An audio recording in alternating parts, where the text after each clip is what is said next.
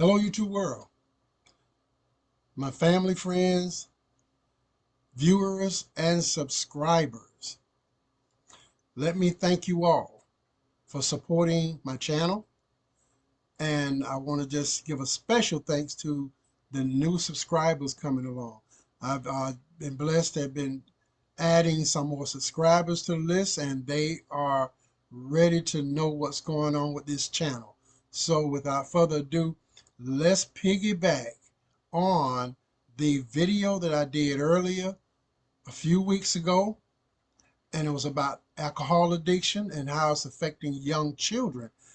And one of my new subscribers just asked a powerful question, and I really thank her for that. And Laurel, I named this video Laurel's question: why do young people or the youth get exposed to drugs and alcohol at an early stage? Powerful question. And you know what? We finna deal with it. And I have 4 reasons that I have examined and I look through and I say, you know what? If there's 4 main reasons, there are 5 main reasons, there are 3 top reasons. I say, let me make sure I cover these 4. Now, other people may have other reasons, but let me tell you, these are the 4 main reasons that I believe that we're losing our kids to this dreadful disease. Alcoholism is a tough one, and I believe it's the worst kind of the worst kind. And then when you talk about drug addiction, when you add the new thing on fentanyl and what it's doing, it is just atrocious. Now when we think about cocaine, it's been around for a long time, it hadn't let up. Now you got methamphetamine. Let me tell you something. That meth war is no joke. So when you put all those things together, our young people are battling and they are dealing with some tough decisions. But let's get to the matter at hand. And the question she asked, and I repeat it, and then we're going to go right into it. Why do young people or the youth get exposed to drugs and alcohol at an early stage? And I'm going to start by saying this. First of all, drug and alcohol are eating away at the fabric of our society. And it's just getting worse. And what moves me, and I can't understand it, how can you be a parent and bring that kind of stuff in your home knowing that you have children there? You can't hide it from them. You'll try, but your desires will take over. Your need for it will take over. And if you're abusing it, and if your body is craving it, there's no way you're going to fight it except you get help. It's no way. You're going to have to get help. So let's dive on into this. After I read what the new subscriber said, Laurel, it's just like I messaged her back and I said I will be working on a video. And thank you, in short. But let's say this. Let's look at this. We can try to figure this thing out, but at the end of the day, my number one is the lack of hope. When these young people lose hope, you have a battle on your hand. Because people without hope, they get desperate. And when people get desperate people go to desperate measures in order to accomplish their goals. And the way I see it, it says, now the lack of hope, I look at self-doubt, low self-esteem, the lack of motivation. When people fall into that lack of hope and they start feeling hopelessness and they no way out and they backs up against the wall, they don't see they don't see the light at the end of the tunnel. So they start scrambling, aimlessly scrambling, trying to find ways to make it, trying to find ways to get out of This is what we're dealing with, people. But now, when we talk about hope, I love to tie things in with biblical imperatives. And the one biblical imperative that I normally look at when you talk about hope, you have to intertwine that with faith. And when you look at that, you have to go to Hebrews 11:1. When you go to Hebrews 11:1, it's going to tell you now faith is the substance of things hoped for, the evidence of things not seen. And we're looking at young people with no hope. And that's that foundation. Because without hope, you don't see the faith. You don't have the faith. You can't muster up belief because you done lost all hope in your future and what it can be like. And when our kids get that way, let me tell you something. Look at what's happening now. We have all kinds of killing by young people, murders by the hands of young people over $1 or $2, over this or that, over a girlfriend. And that's one of the things that we have to realize. When are we going to stop? When are the people that's supposed to be in the leadership position stands up and be the leaders of our society, of our communities, and stop playing these little games? You see, we're losing our young people, and we playing church, we playing house, we playing this, we playing that. And our young people are destroying themselves. They're in self-destruct mode.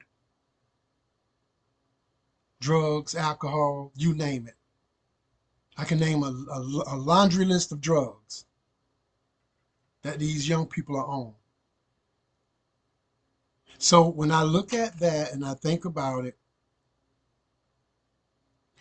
hope, when it's defined, it says hope is the desire complemented by the expectation of belief in the fulfillment of that desire for something good in the future.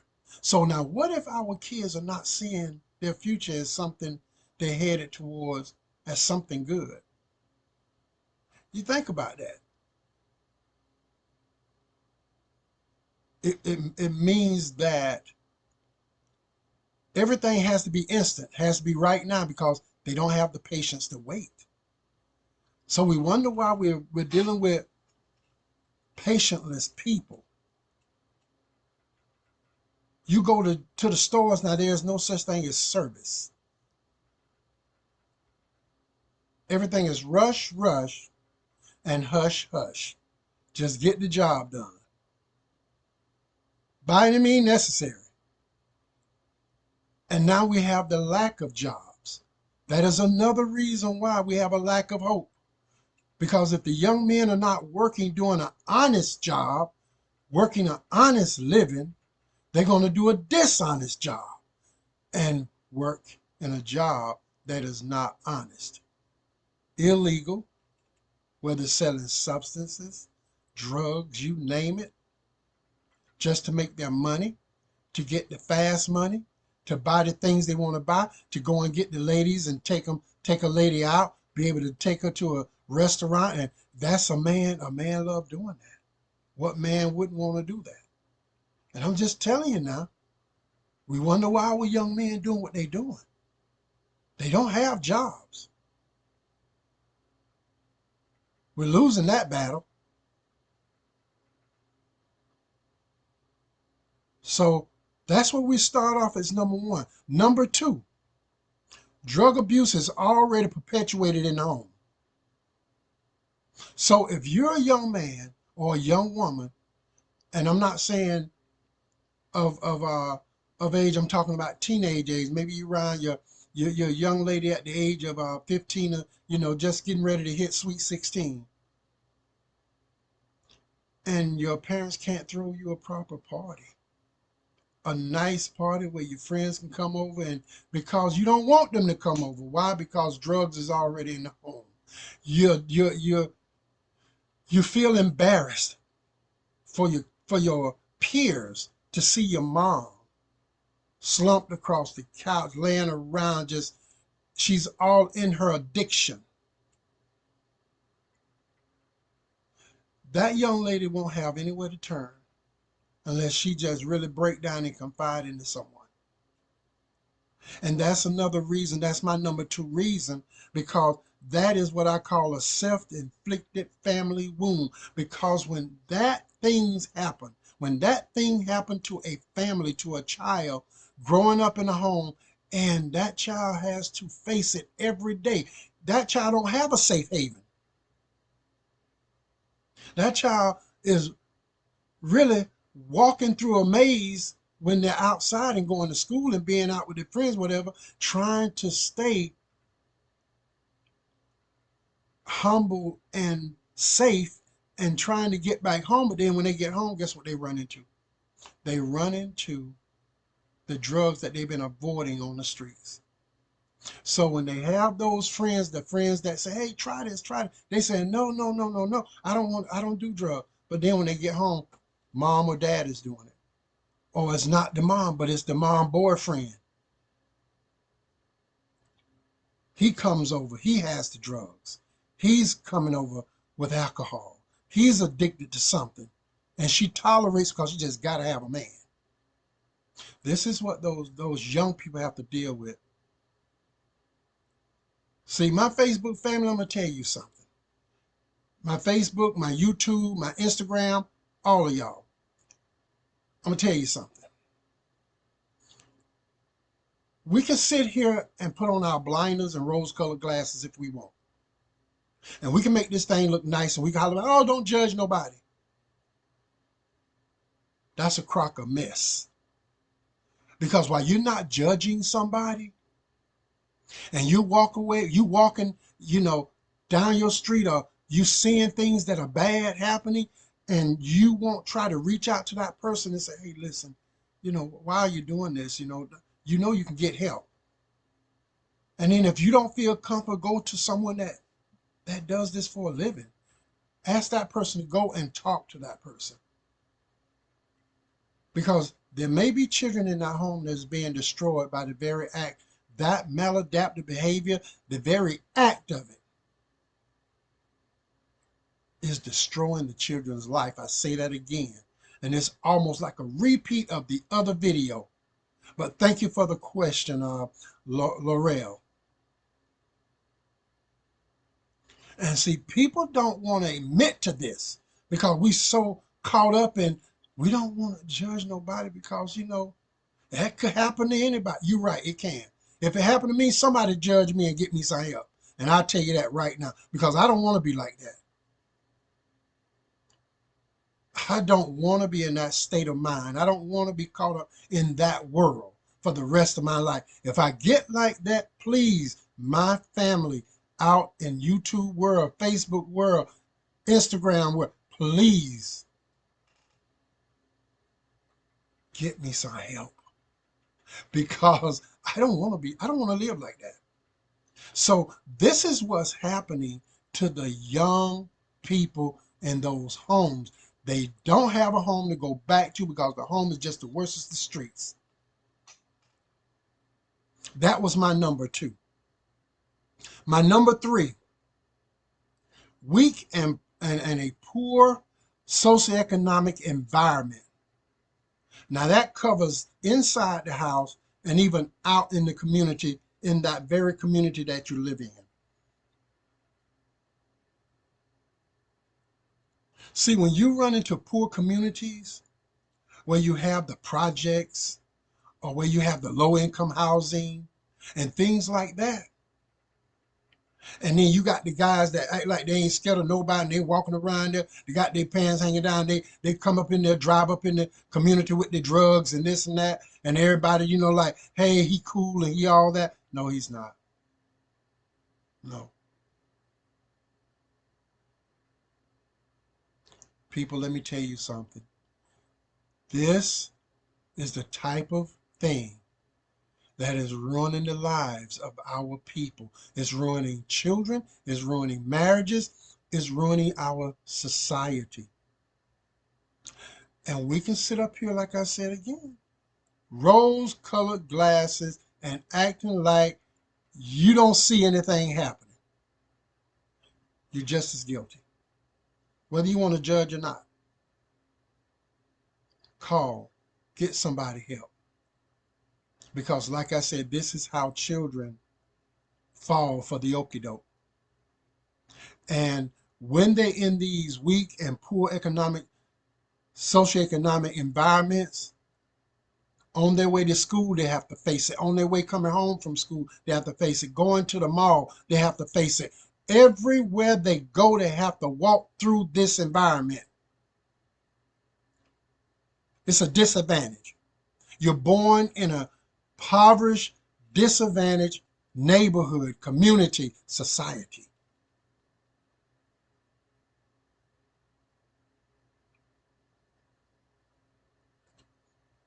So we have despair. We have misery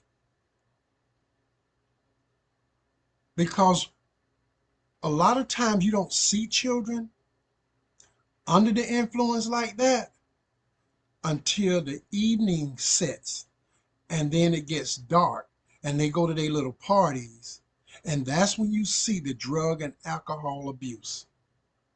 Because remember, they're hiding it from their parents. So they go to these little parties and that's when they do their damage. They got to have some safe place to lay their head.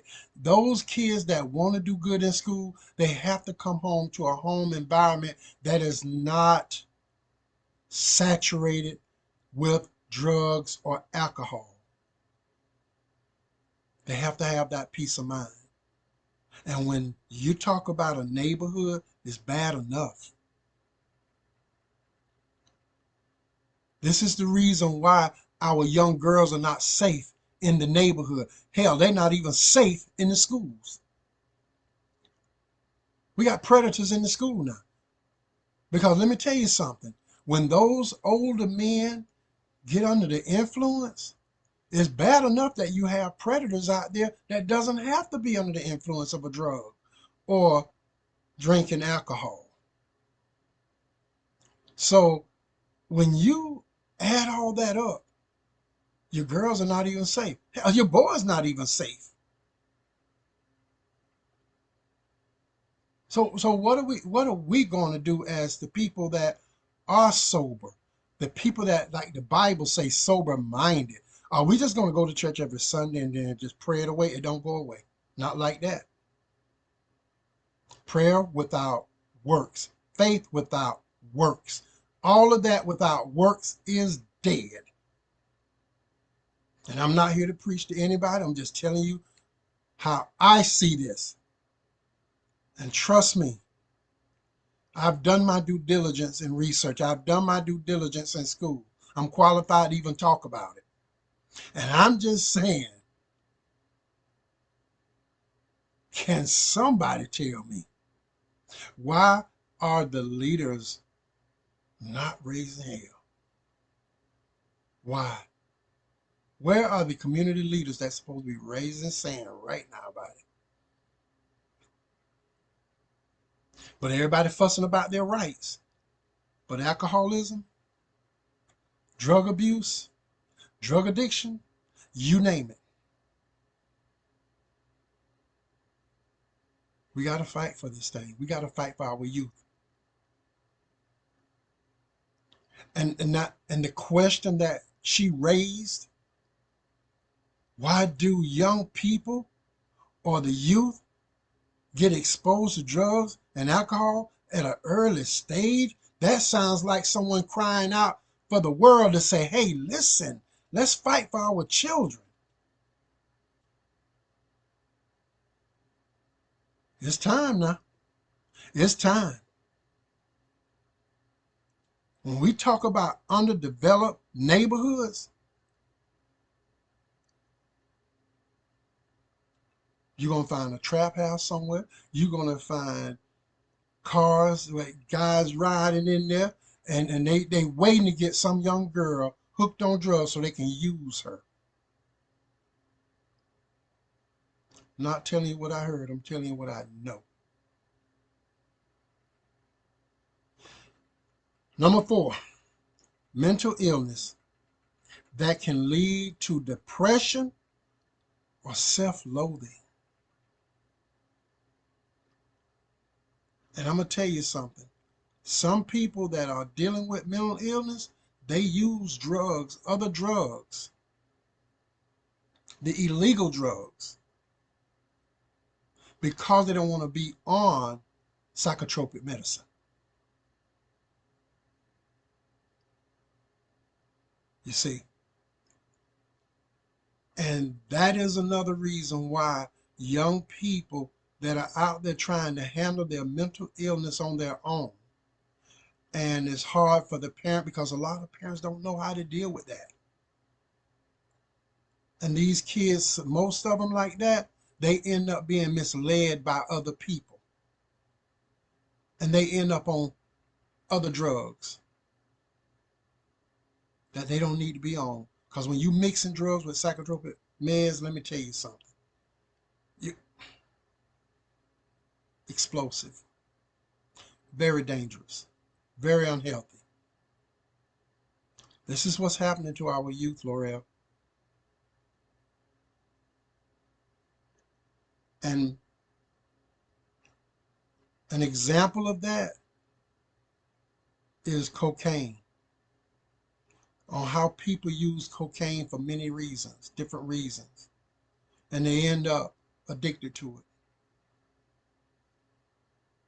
And so I'm only here to say, if you think about, for an example, the cocaine can be, and everybody knows, most people knows that it's simply, you can call it crack, rock, and it can be free-based, in a free-based form of cocaine, and people will smoke it. Some people do that to just, some people are in pain. They're dealing with their pain, and they want something to relieve them of it. And this will mask the pain for a while. And believe it or not, some people even dealing with weight loss, they have tried cocaine. Simply because it is a stimulant. It is an upper. And what it does is accelerates the metabolic rate of the body. And it helps burn fat. So these are other reasons outside of the reasons, various reasons why people use drugs. And that was an example. And I want to just say to all of you out there in YouTube world, Instagram world, Facebook world, remember this. What if that was someone that you loved that was going through something alone and they just didn't want to tell you about it, but they told someone else, and that person would not come and tell you that your child is in trouble? How would you feel about that? That you have a 15-year-old out there in trouble because they're secretly using illegal substances. And 9 times out of 10, they're probably addicted to it now. And another adult out there knows about it but won't come to you and tell you. How would you feel about that? See, that's what I have to talk about and point out, because I want everybody to know that don't want to judge nobody. Save that mess. You can, that's hogwash. You can save that judging stuff. Because if it were my child, I want somebody to judge my child and come to me and say, Robert, I think your child is on drugs. Then let me deal with it from there. Even if I disagree with you 100%, let me deal with that. But at least you told me. You raised my awareness level. And there's children right now at the age of 14, 15, and 16 taking it in and out of their parents' home, and their parents think that they are angels and don't have a clue.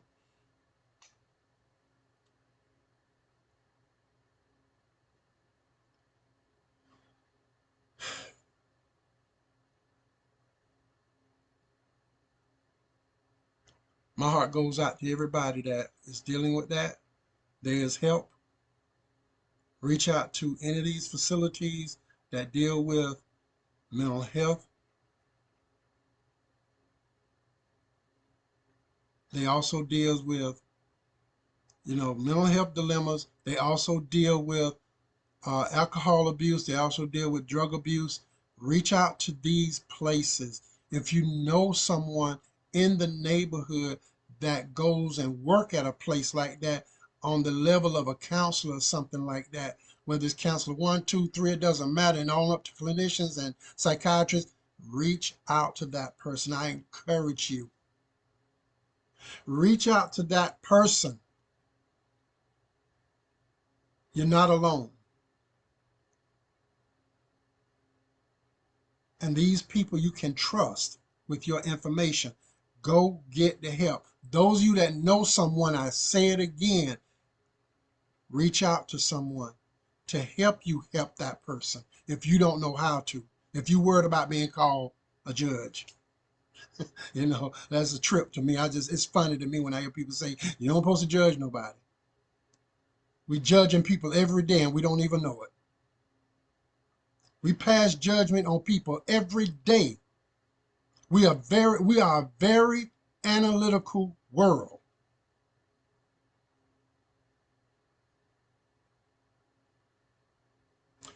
This is Robbie Williams, your host of Rebirth. Like, subscribe, and come back and visit my channel. I'm out of here.